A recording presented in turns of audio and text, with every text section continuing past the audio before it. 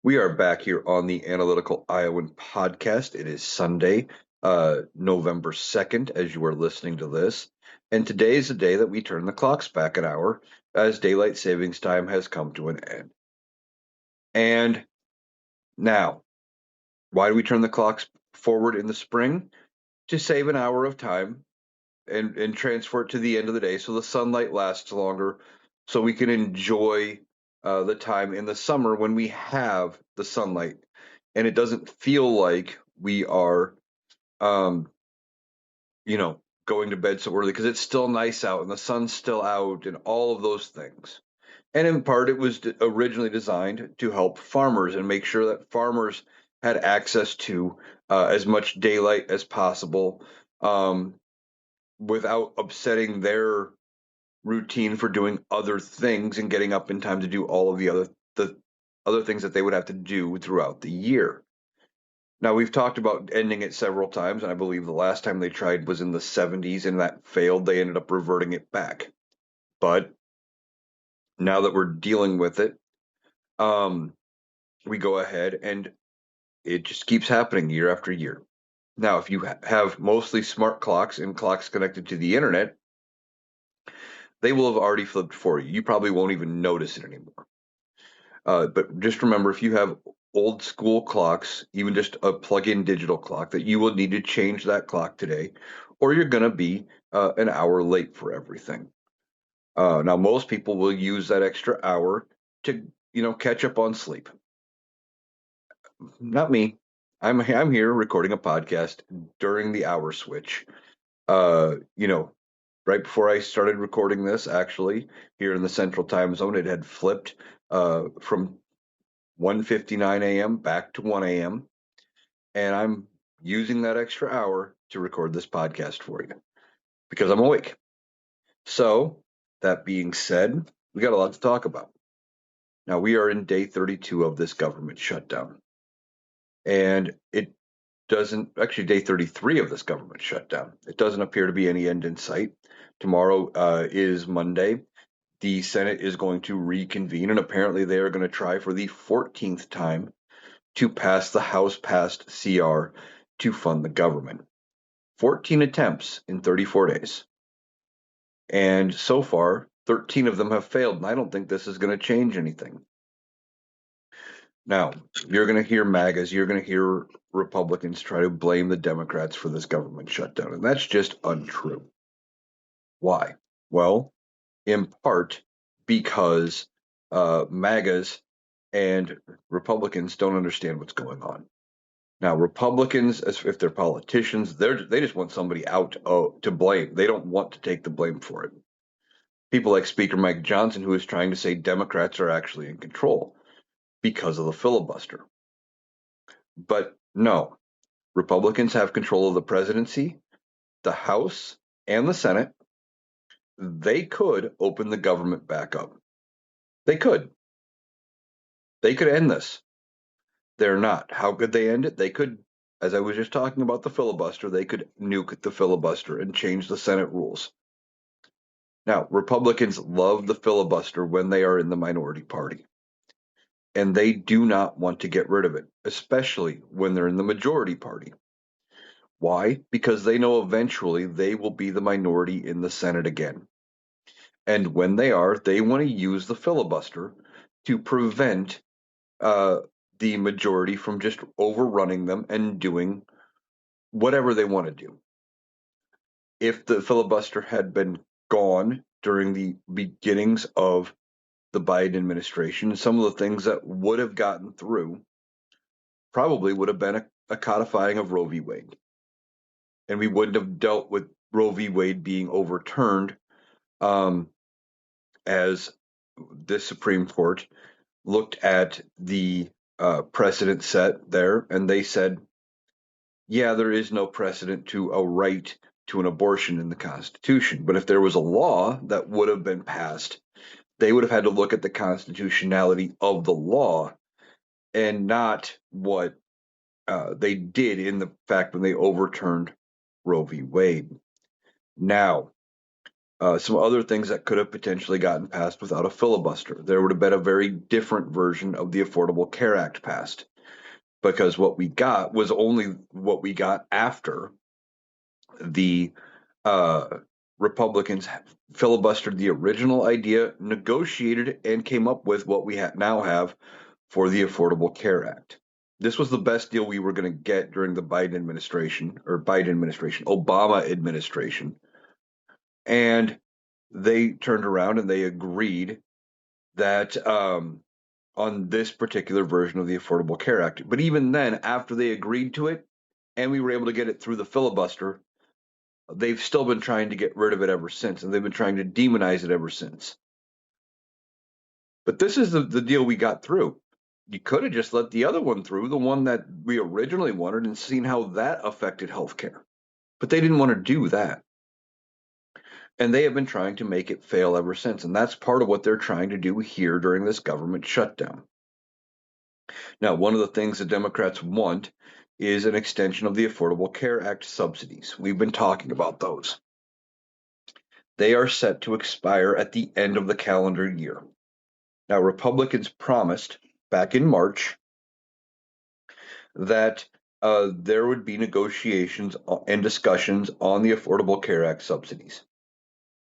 In exchange, Democrats agreed in March to fund the government through September, and they took a lot of heat for appearing weak when it comes to Republicans and not pushing to get anything done because they weren't changing funding levels. They were going to keep it at Biden levels, and they appeared weak for not letting the government shut down because they needed Democratic votes back then too to pass that clean CR.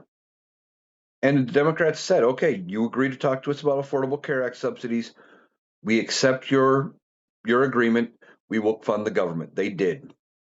Now here we are, less than 2 months now to the end of the year, and Republicans are still saying, "Yeah, we'll talk about it later. Let's fund the government now. We'll talk about it later. We promise."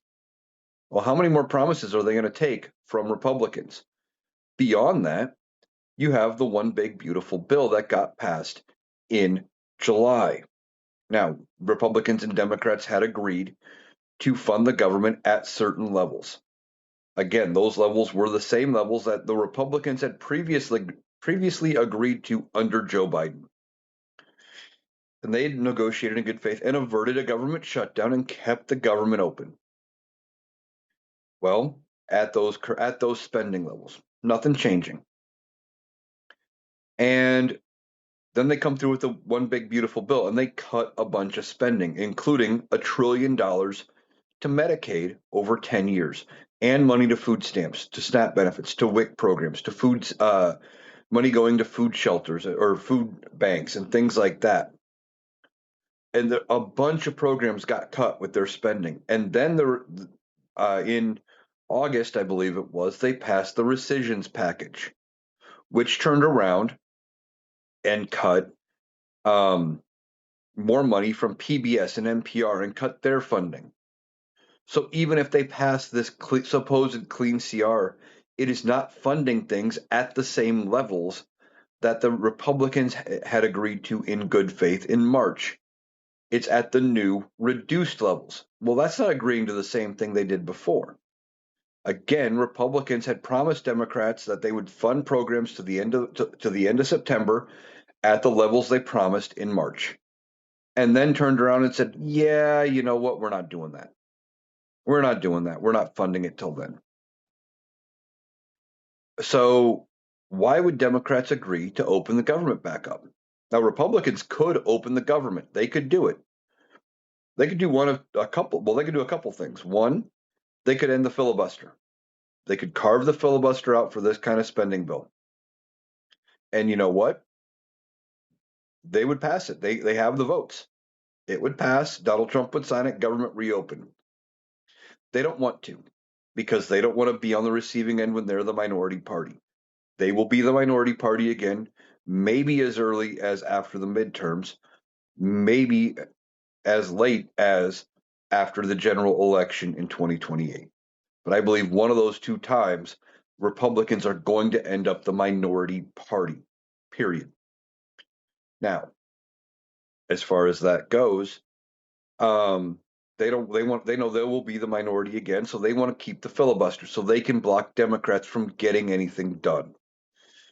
Now, Democrats thought about getting rid of the filibuster during Joe Biden's term, during the first half, when they had control of the House and the Senate, because there were things they wanted to get through that they could not get past the filibuster. And they had two senators, Joe Manchin, Kristen Sinema, who both said, no, we're not going to vote to change the filibuster rules.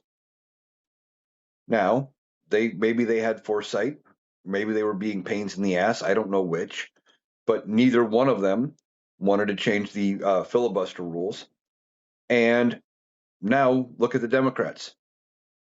4 years later, they're in the minority, and they are using the filibuster to prevent this bill from passing because it's the only leverage they have.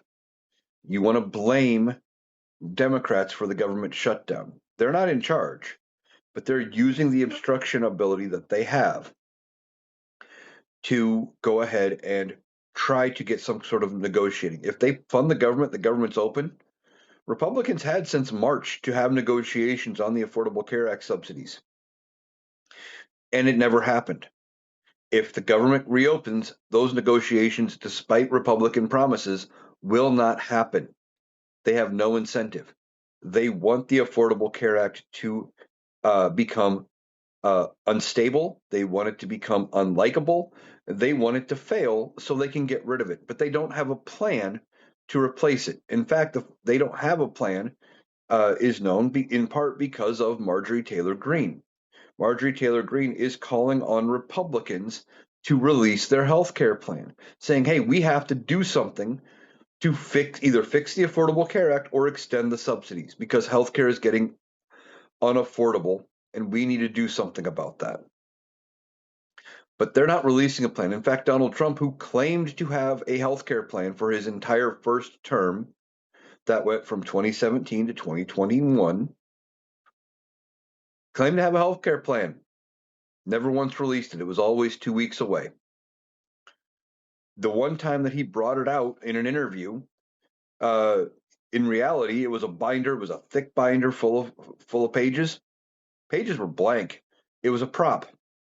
They weren't serious about having a healthcare plan. They just wanted to get rid of it, in part because it was popular, because of Obama, and they didn't come up with it, and because they get money and they get donations from insurance companies. Insurance companies want to be able to make as much money as possible.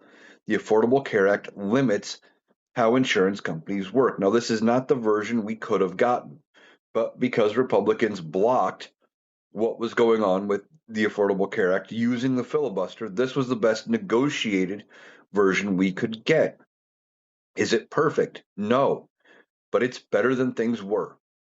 And it's hurting insurance companies' ability to make as much money as they want. They still make an ungodly amount of money, and they need to do some things differently to make things better as far as what we need to pass as far as some kind of a law. And they need to you know fix the Affordable Care Act because insurance companies are still making ungodly amounts of money and still making it hard for people to get the health care they need. Some things I think that need to go away. Prior authorizations.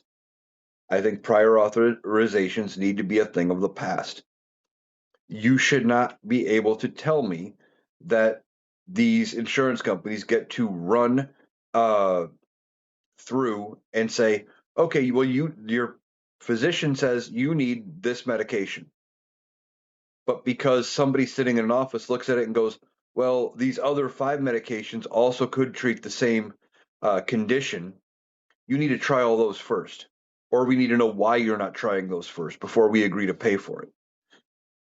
And why? They're not the ones with the medical degree. They're not the ones sitting there deciding whether or not something what is needed. They're not the ones seeing the patient. The doctor is. If the doctor decides you need that medication, you should get that medication. That should be gone. And, also needing necessarily some insurances, you need a referral to go see a specialist.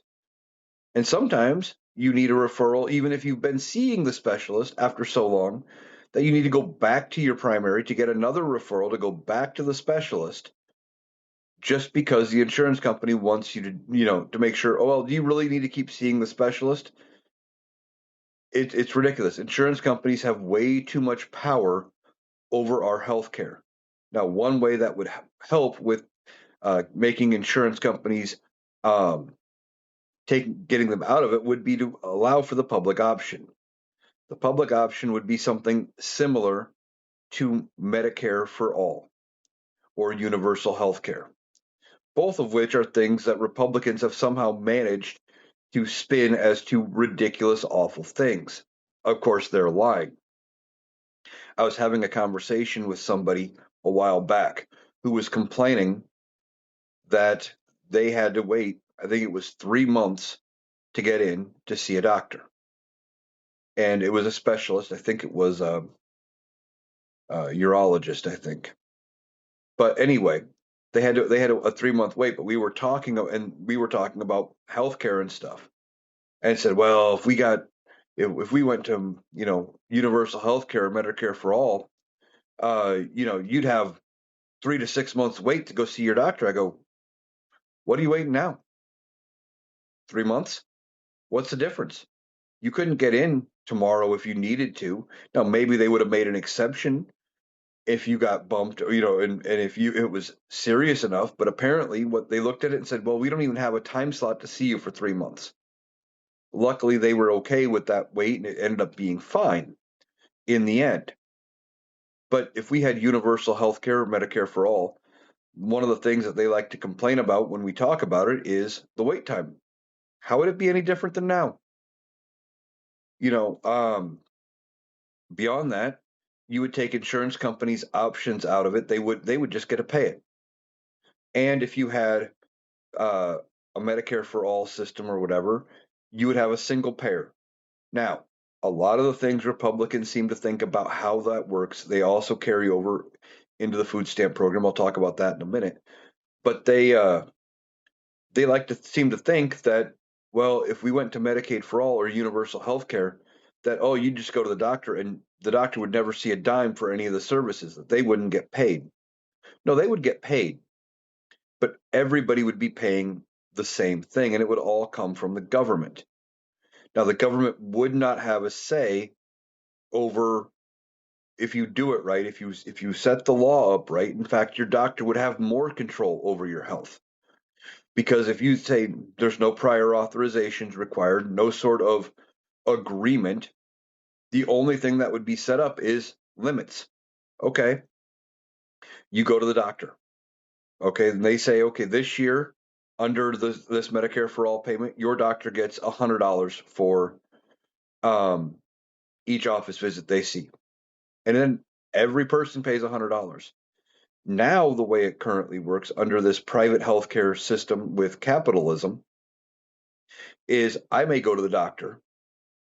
They may initially charge me $100. My insurance will negotiate, said, well, the most we're going to pay is 90 for an office visit. So they already lost $60 on the office visit because my insurance won't pay that.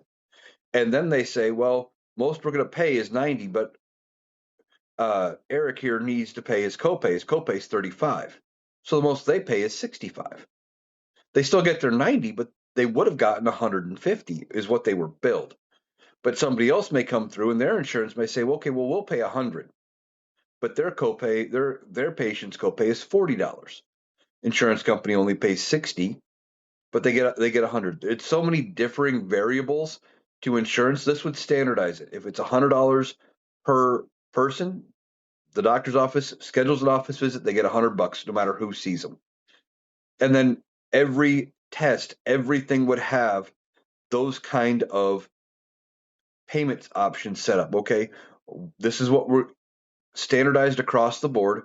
We're going to pay this much per thing. X-ray, you automatically get this much. Period. Done. Doesn't matter where you're at. And there'd be no more debate about it. So the doctors would still get paid. They'd still make money, but they also wouldn't be able to sit there and have to figure out how Each insurance company is going to operate within the bounds of them making that money. It would be better.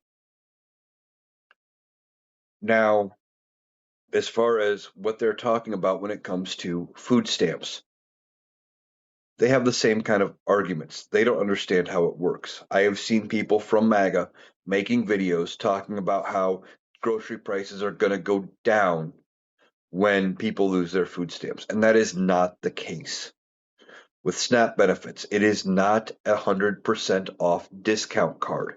I've talked about this repeatedly, but it's true. It is not 100% off discount card. It is an amount of money you are allotted to go buy food. And now that it has been on a card for 20 years almost, I think, maybe slightly longer than 20 years before it went nationwide. And you run the card, and unless they say something, you have no idea that the person in front of you has paid with a food stamp card. Or the only way you might know is, I know I've seen it here, where food stamp card only pays for food. Then you have the non-food items that's not covered, you know, laundry, soap, toilet paper, those kind of things. And they have to pay a little extra out with a different card for that. Now, if you're actually paying attention to the person in front of you when they're paying, maybe you notice that and you go, oh, why'd they have to use two payment methods? But most people aren't even paying that close of attention. It's not a discount card. Stores, if that was the case, where you just showed up, you flashed them an EBT card, and you got whatever was in your cart for free, and they never received a dime, no grocery store would ever accept that. Why would they ever accept that as a form of payment? Because that makes no sense. But that's how uneducated some of these MAGAs are. They actually believe it. Now, like I was saying earlier, Republicans have the power. They could end the filibuster. They could end the filibuster and end this government shutdown. But they won't, because they know they're going to be in the minority at some point. Now, I think Tuesday may be the breaking point for um, the Republicans. When they get blown out in Virginia, in New Jersey, when Prop 50 passes by a landslide, and potentially they start losing uh, mayoral and town council races and city council, all sorts of local races that are going on all across the country. When those losses start piling up, and maybe in some places where they haven't elected a Democrat to mayoral positions or to town council positions before, maybe in some cases, maybe ever, you know, or not for decades. I think Republicans may start coming to terms with saying, okay, we're losing this battle here. We need to change our strategy. We need to actually negotiate. Right now, they're not negotiating at all. Democrats are. Democrats made the first volley. They said, okay, you need Democrat support to pass this in the Senate. Here's what we want. And you always shoot higher than what you want in negotiating. If, if I'm going to apply for a job and say I was making $15 an hour at my current job, which compared to minimum wage isn't bad, it's still not enough to necessarily live on. And I went and applied somewhere and they asked me how much, even if I knew they were going to offer that they typically start people in the 20s, I'd say I'd say 25 to 30. Immediately, I would say that as a negotiating tactic.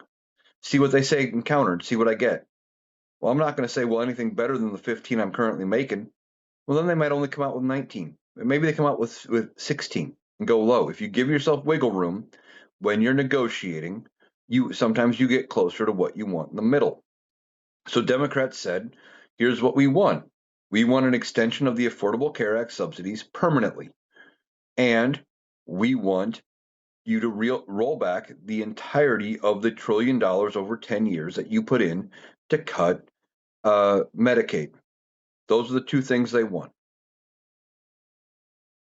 All right. Now, they want those two things, but Republicans haven't countered with any sort of meaningful counteroffer and nothing that had any sort of backing of leadership. Now, I think I saw like one House Republican said, well, best we could offer is maybe a 1 year extension of the Affordable Care Act subsidies. But then Mike Johnson's like, no, we already passed our bill. We're not going to do that. So it didn't have support of leadership, so it doesn't really count. But leadership should be there negotiating. Now, in the past, they would be there all the time negotiating until they came up with a deal. In fact, they would have been negotiating up until the end of September trying to hammer out a deal. And usually they pass something at, on the last day and they come up with some kind of a funding deal. But that's not what happened here. And Republicans have said, well, we passed our funding bill. You know, you need to sign off on it. And Democrats are saying no, for the reasons I outlined earlier. We need to do something about the Affordable Care Act subsidies, and um, Republicans haven't negotiated in good faith. When they talked about it earlier this year, Republicans said we had made promises and then walked them back by passing the one big beautiful bill, by passing the rescissions package, and then by not holding discussions and negotiations on the Affordable Care Act subsidies. Republicans hold the cards here. They could do something. They're not negotiating. Now, maybe those negotiations start after Tuesday. We'll have to see. But if it goes till after Tuesday, this will be the longest shutdown in American history. Donald Trump now holds the record for spots numbers 1 and 2. And there's no end in sight right now. Now, Donald Trump is trying to strong arm Republicans to get rid of the filibuster. We've talked about why they don't want to do that. And they're ignoring him. They're bucking him at this point. And that's not the only thing that they've been bucking Donald Trump on. The cracks are forming in the Republican Party. Okay. They are not a cohesive unit. They haven't been a cohesive unit since before the 2024 election, and it's getting worse. They don't want to break with the filibuster, and Donald Trump is fuming because he wants them to do what he says. Senate Republicans have sided, some Senate Republicans have sided with Democrats 3 different days this week to pass measures saying, yeah, we're going to reverse all of your tariffs because tariff power resides in Congress. And one of the things, even with the law Donald Trump is trying to use to strong arm these tariffs, there is supposed to be a limit to how long they can go on because it's supposed to be short term, and Congress is supposed to, pass something to approve them and keep them continuing. Now, these bills repealing the tariffs are not going to end up probably passing the House. And right now, the House isn't even in session. Mike Johnson keeps finding excuses to keep them out of session. In fact, I have not heard if they are going to be in session this coming week. They didn't work a single day in October. They took the last week and a half off. I think it was maybe 2 weeks of September off. They have only worked like 10 days since July, but they're still getting paid, all while people don't have access to food. And Donald Trump doesn't seem to care. Now, as far as the Senate cracks forming and them passing this rebuke of the tariffs, what difference does it make if it won't pass the House of Representatives? Well, it makes a lot, because also on Tuesday there are going to be oral arguments in front of the Supreme Court about Donald Trump and his emergency tariffs that he has been putting on. And it doesn't look good for Donald Trump. Why? Why do I think it doesn't look good for Donald Trump? Well, because this is not going to be a case where they are doing something, this is going to have long-reaching implications on constitutional and congressional power, on presidential power, etc. This decision is not going to come quickly out of the Supreme Court. And in fact, what may happen is they may say, okay, Donald Trump's tariff powers are suspended until we rule. They might say that the lower court's ruling saying that Donald Trump's powers are not enabled to enforce tariffs like he thinks they are, because that's what the lower court said. The lower court said, nope, that is not in the law you are citing. You cannot put these tariffs on. Now, that would be a good thing And they could say, until we rule, lower court's ruling stands and leave it as is, or go follow that ruling. They could also say, well, we're going to stay that until we issue our ruling. Either way, it doesn't necessarily signal which way they're going to lean, because they could just as easily say, okay, lower court ruling stands, not put any sort of a stay on it, and then come out when they rule and say, yeah, Donald Trump, you're right. But I don't think they're going to do that. Now, why do I think they're going to rule against Donald Trump on these tariffs? Well, two things. One, the law Donald Trump and his administration are citing as his justification for the tariffs, nowhere in it does it mention tariffs. And tariffs are a duty. They have the ability, and Congress has the ability to levy those, not the president.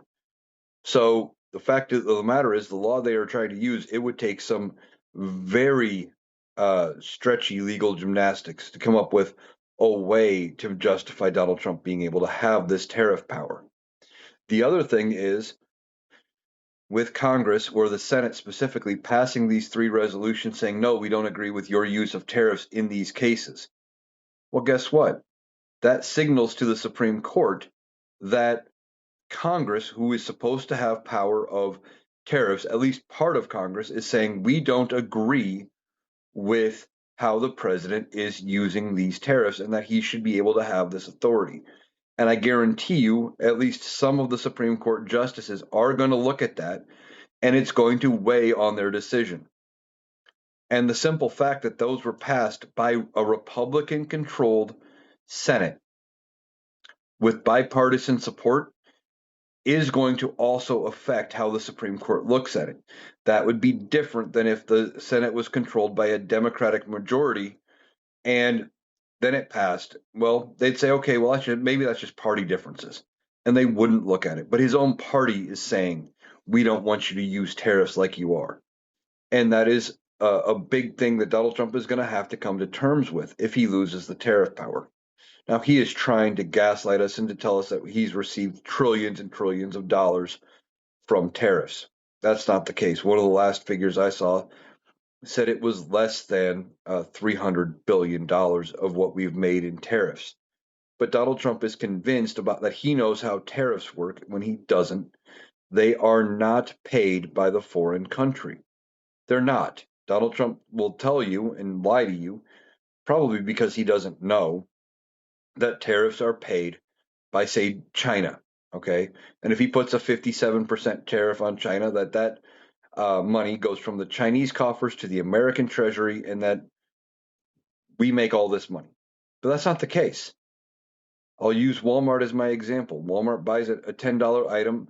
When it hits the port, if there's a 57% tariff on it, it now, instead of $10, it now costs $15.70. That's how the math works. That $5.70 that they made on the tariff came from Walmart. So instead of Walmart selling that $10 item, say for 15, now it's going to be 22 in their store, because they have to make a profit on the item they brought in. If it was a $10 item they were selling for 15, well, and now it costs them 15.70, they're not going to sell it for 15 anymore. They're just not. They're not going to eat that cost. Your price is going to go up. And everything is going to go up because of the tariffs. Now, we are hearing that Donald Trump was on this Asia trip, okay, and he kept saying he had deals in place. Well, he said he had the framework of a deal with China and that it was all going to be good. Except now we're hearing that maybe that's not the case. Okay, this framework deal from China, one, we haven't heard it much out of China saying that the deal is actually going to get signed. We keep hearing them say basically the same thing, that they're going to continue negotiating with the United States. That doesn't sound like a deal is done and that it's basically waiting for the ink to dry in signatures, the way Donald Trump and his administration would have you believe. Now, when it came to Japan, one of the things he said was he negotiated, and he claimed that there was a big multi-billion-dollar investment, like I think it was several hundred billion, coming in from Toyota to invest in the United States. And Toyota's like, no, we didn't agree to that. That's not what we said. Donald Trump is exaggerating a lot of what he did on this Asia trip to make it sound better. Now, speaking of the Asia trip, Donald Trump was talking about how he was greeted overseas. And he talks about, how he was honored by the Japanese prime minister and how he was gifted some gifts from South Korea. We've talked about those gifts, one of them being a crown. Now, Donald Trump loves that idea. Any gift he received was not a gift for him. Those are gifts to the American people. He doesn't get to keep them without congressional approval, period. Now, this Congress may approve it anyway because, well, that's what they are. In some cases, they would bow to Donald Trump and they would kiss the ring. Um, they may, regardless of what Congress does, they may be able to go to his presidential library after he's out of office as a display piece, but they should not end up in Donald Trump's personal hands, in his private collection and things that would become like family heirlooms or something like that. That is not how that is supposed to work. Those were gifts to the country. Donald Trump is just the representative. But he was talking about all of the honors and things that he received over in Asia on this trip, and he says, "Well, oh, I was so honored. That's how I should be treated, and they respect us again." No, they don't. They just know how to manipulate Donald Trump and get him to do certain things. That's all it is. Donald Trump is easily manipulated. He is a useful idiot. You pat him on the back, tell him he's a genius, maybe give him a gift or two, and you might be able to get something out of him. That's why the gifts were given in the first place. Donald Trump is not some kind of brilliant mastermind. He's just not. But he thinks he is. He thinks he somehow regained the respect of the entire world. The world doesn't like him. They look at him with contempt. That's why they're having meetings like with NATO, trying to figure out how to do things that NATO needs to do to protect NATO countries without U.S. involvement because they don't know what to believe out of Donald Trump. They don't know which Donald Trump you're going to get. All of this was trying to buddy up to Donald Trump enough to make it so that he either gives them something they want or it helps them out in their negotiations. So as he's trying to work these trade deals, et cetera, with Japan and China and South Korea, et cetera, by them treating him nice and patting him on the back and telling him he's a genius, they're actually hoping that they can turn around and make it better for themselves. What the framework of the deal we had heard over the summer for Japan had something like 0% tariffs for anything we sent to Japan, but 15% for anything they sent to us. Well, who wins in that scenario? Well, let's see. American companies and American businessmen can send whatever they want to Japan and turn around and get 0% tariff. So it's not going to cost the Japanese people any more money, and they can sell a bunch of American products. But if you put 15% on Japan coming into the United States, well, hey, guess what? That means it's 15% more expensive here in the United States. That just means they're either going to sell less items here or they're going to sell just as much because Americans are dumb and will pay the extra price and they get the better deal of it because they can buy a bunch of stuff we make sent over there for cheap. So these gifts and stuff were only there to be beneficial to the countries to get Donald Trump to do what they want. They're trying to use a very useful idiot. All right, now, all right, now here's a bit of speculation I normally wouldn't go into, but I've been seeing it everywhere. Now, JD Vance came out and he was doing some event, I believe it was with Turning Point USA, the Charlie Kirk Christian nationalist organization, that far right group. And JD Vance has been doing several guest host appearances and other appearances on the Charlie Kirk show. and he was talking about his wife, Usha Vance, and she is, I believe, Hindu. And that one of the things seems to be that even we were surprised that MAGA was okay with her, given their anti-immigration stance, and the fact that she seemed to be okay standing next to JD Vance, like at the Republican National Convention, where there were signs talking about mass deportations and immigrants go home, those kind of things. Okay. Well, he made some comments about how he is hoping every day that she would convert to Christianity and that, she would make that choice. Now, by itself, I didn't think much of it. That's why I didn't do any stories about it. I have yet to talk about it here on the podcast. But then something else came out, and he was at some event, and I don't know which Turning Point event it was because I don't follow them that closely. But he was there with Erica Kirk, the widow of Charlie Kirk, and he walks up to her on stage, and it was a very awkward positioned hug, I guess you could call it. Maybe you've seen the image floating around. And his hands end up on her hips, and she's very close to him, and she is basically running her fingers through the back of his head, through his hair. It looks weird. It looks awkward. And there is a theory running around, a conspiracy theory, if you will, that uh, potentially he is going to be leaving his wife and getting a divorce to end up with Erica Kirk. Now, is it possible? Yeah. And why? Well, if JD Vance is supposed to be the successor to MAGA, and he's supposed to end up representing what MAGA wants, MAGA does not like immigrants. They, for the most part, want to get rid of all immigrants in this country, and they want people that look more like JD Vance and Erica Kirk. It wouldn't surprise me if there is something being set up there between the two. Now, am I saying there's an affair going on? I don't know. I don't know that for a fact. The whole thing looked awkward, and if it wasn't for the other comments that he made about wishing that his wife was a Christian, which Erica Kirk claims to be at least, um, and I can't ever say for sure if anybody is or isn't, but I also know the teachings that I was taught, and a lot of these so-called Christians do not follow the teachings that I was taught.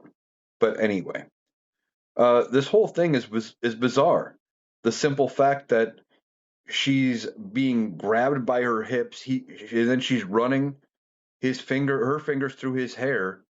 That is not the way. I have never greeted a female friend like that. Never.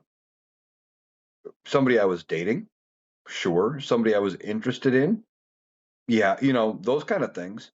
Not somebody that was just a friend or just an acquaintance.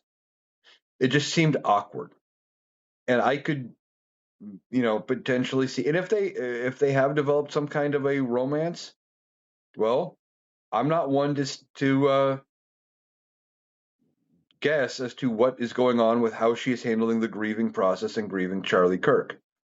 Everybody handles things differently. That is not my place. Just seems a little quick from what happened there because that happened in what was it, August or September? It seems a little quick, and JD Vance is currently married. Now, if something's going on, again, I don't really care. But I'm just saying it wouldn't surprise me if they're trying to make that kind of a move, if it's not a strategy decision to make it appear, to make JD Vance appear more likable to MAGA. And if he's really making relationship decisions based on that, I feel sorry for his wife and kids. They don't deserve to be put through it. However, at the same point, Usha Vance decided to marry him. So there is that. But, I don't know if she knew what he was like, if he was even this bad back then. Because we didn't know really who he was then. He kind of came out of nowhere into the political scene, and it was only because Donald Trump needed a running mate. He was announced last minute. We hadn't even heard of him till like 2 or 3 days before the RNC. Sure, he was a member of Congress, but he had kind of kept to himself, hadn't done much, etc. And that was that. So if they're trying to make him more palatable to MAGA for a 2028 presidential run, I've got news for MAGA. It's not going to work. Why? Because there's no way. I don't think there's any way anybody connected to Donald Trump wins in 2028 at this point. Being connected to Donald Trump is going to be uh, a political death sentence. Not a real one, but a political one. Now, there's going to be investigations when this is all said and done. And anybody connected to Donald Trump is going to probably end up having to testify before Congress, testify before the DOJ. And there's going to be a lot of people that are going to have to be held responsible for things that have happened because of Donald Trump. And I'm going to tell you this, I just don't see any way that any Republican that is connected to Donald Trump is going to win in 2028. Now, the best thing Republicans could hope for is to run somebody that we had never really heard of, kind of a no name, uh, not a big name politician, kind of like what happened with Bill Clinton. Bill Clinton ends up gaining steam in the primary, going up to run in 92 against George H.W. Bush. And most people think that at the time, George H.W. Bush would have won. But then in the lead up to the 92 election, the economy took a shit. And all of a sudden, they didn't want to give Bush another term. So they voted in the Democrat, somebody who wasn't considered a high likely chance to win and probably wasn't the Democrats' best pick. Like there, it wasn't. If you would have asked establishment Democrats at the time if he was their pick, I guarantee you they would have said no. He probably wasn't their ideal front runner. And I think Republicans may have to have that kind of a situation going into 28. They run JD Vance as the sitting vice president, or as I've said, I think Donald Trump doesn't make it to 28. They run JD Vance as the incumbent president because you have to. And whoever he picks as his VP, if he's the incumbent, so maybe it's Marco Rubio or some other like established MAGA politician. I don't think they're. Some people have suggested there's an idea that they pick a reasonable Republican to replace the JD Vance as VP when JD becomes president, and then they remove JD Vance and put the reasonable Republican in trying to win 28. I don't see that happening. I think they're going to have to pick somebody semi reasonable to be JD Vance's VP if he has to become president between now and uh, 28, which I think is highly likely. Donald Trump is not in good health. So if they do that, he would have to run in 28 as the incumbent. I just don't see any way he wins.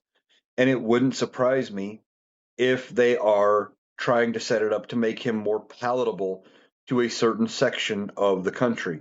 But see, what their problem is, as they're trying to make him more palatable to MAGA, they are going to make him even less like favorable to the rest of the country. And they don't realize it. They seem to think that because MAGA is controlling everything their party does, that everybody likes MAGA, and that is just not the case. Most people don't like MAGA. But that's where we are right now. We have Republicans making decisions that make no sense, doing this dumb stuff, and then we end up where we are. Now, one of the last things I want to talk about is apparently Donald Trump is talking about making strikes now. He's got a new target. He says he's backed off of Venezuela, even though he's blown up. I'm hearing now upward of 15 to 20 fishing boats from some creators. Last I had heard was 10 confirmed, but apparently they've blown up some more. Um, and they've even admitted, the Pentagon's admitted that they don't necessarily know who was on the boats, just that they had reason to suspect them for running drugs and contraband. And as I've talked about before, the proper way to handle it was not blow them up in international waters. That's a war crime.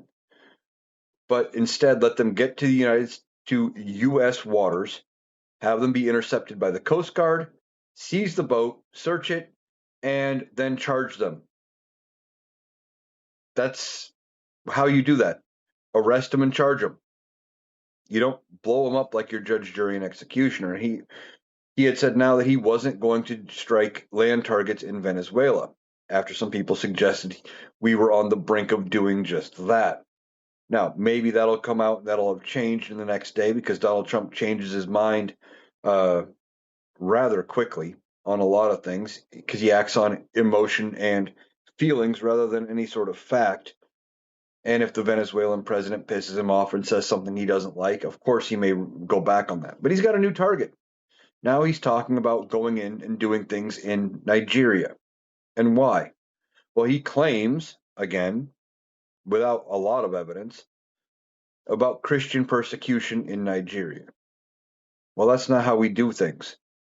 We don't go in based on religion and try to deal with that.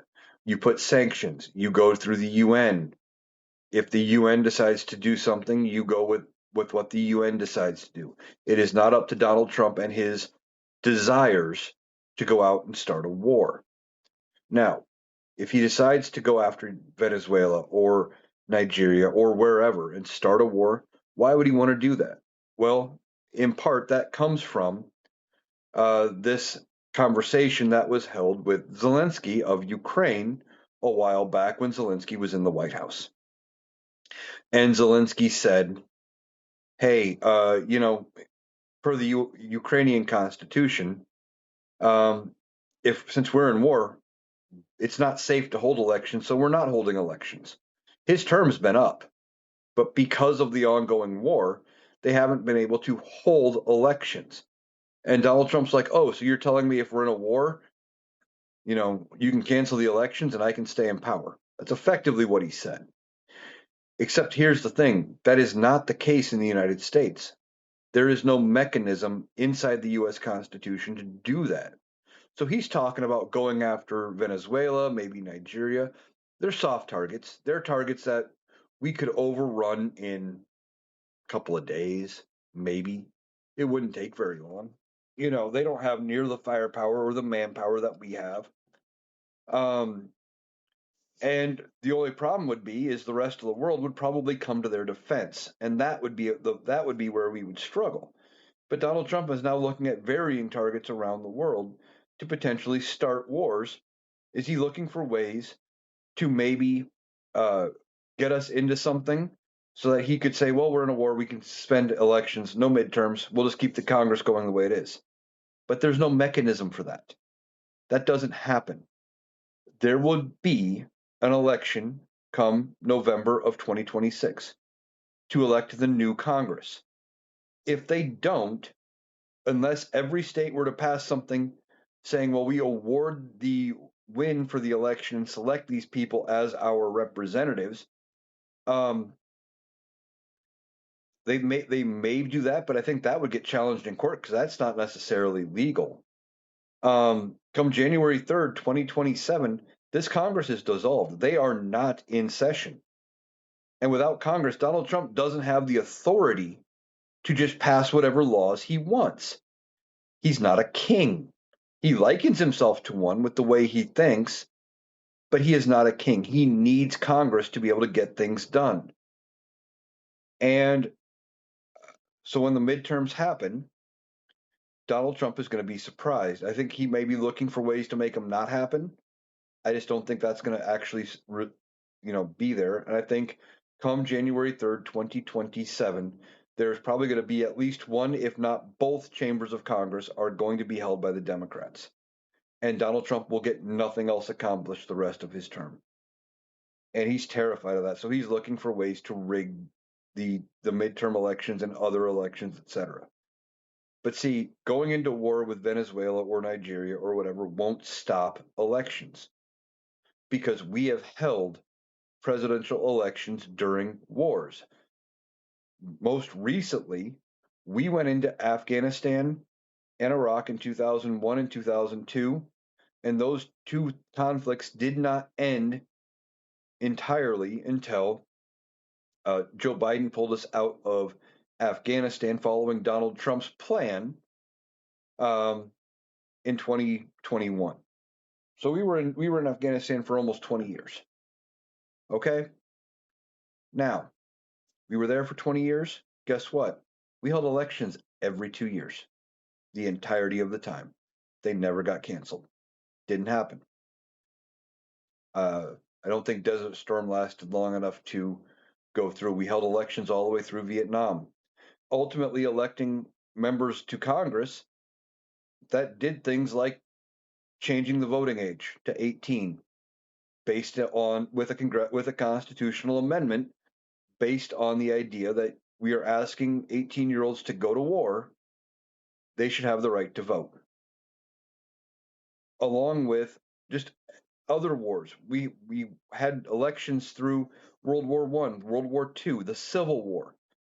Now, they just ignored the outcomes from the lower states and went with the states that hadn't seceded in figuring out how that all worked. But we still did it. We figured it out. Donald Trump wanting to start wars with either now supposedly maybe Nigeria or Venezuela or wherever to stay in power isn't going to work. It is a desperate attempt by somebody who is terrified of losing the midterm elections again, like he did his first term, having a democratically controlled House of Representatives, maybe a democratically controlled Senate. I've talked about that in previous podcasts, how I think that's possible, and how he'd probably get impeached.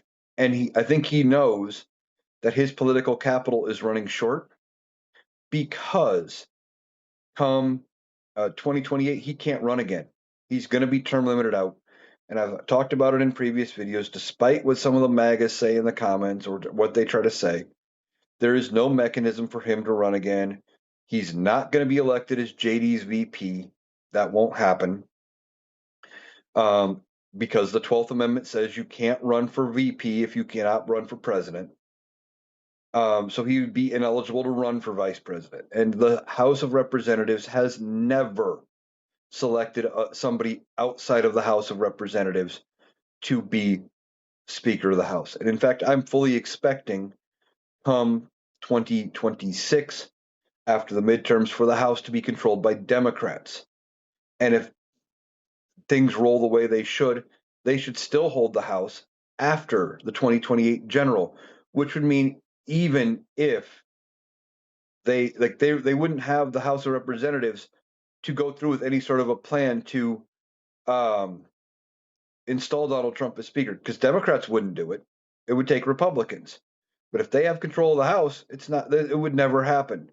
And Republicans or Democrats in the House would not go along with a Republican plan to remove, even if JD Vance and his running mate won, to remove Vance, to remove the VP, and then install Donald Trump.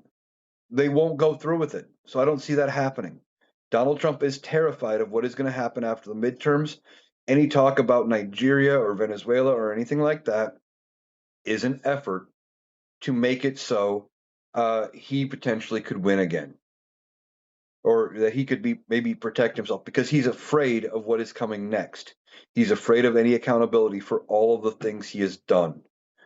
And when that accountability happens, he is not going to be able to handle that because he's never been held accountable ever for anything he's done in his life. He's always been able to find a way to scapegoat his way out of it, do things like bankrupt a company, but give himself a golden parachute. So he makes money while the people that were running his company go broke and hold the bag for him. It's ridiculous that he has never faced accountability. And because he doesn't know what that's like, he's terrified of it actually happening because he knows it's probably going to involve prison, and he doesn't want to go to prison. He doesn't want to face the music for what he has done, and he will if he is still around after uh, the 2028 election, if I'm right, and the Democrats hold control of both chambers of Congress and the presidency. He's terrified, so he's looking at ways to start conflicts to maybe try to extend his term. All right, that's everything I got for you today here on the Analytical Iowan podcast. I want to thank you for joining me today. I hope you enjoyed it. I'll be back tomorrow because there's going to be more to talk about as this government shutdown enters uh, day 33, 34, something like that. Thanks for listening.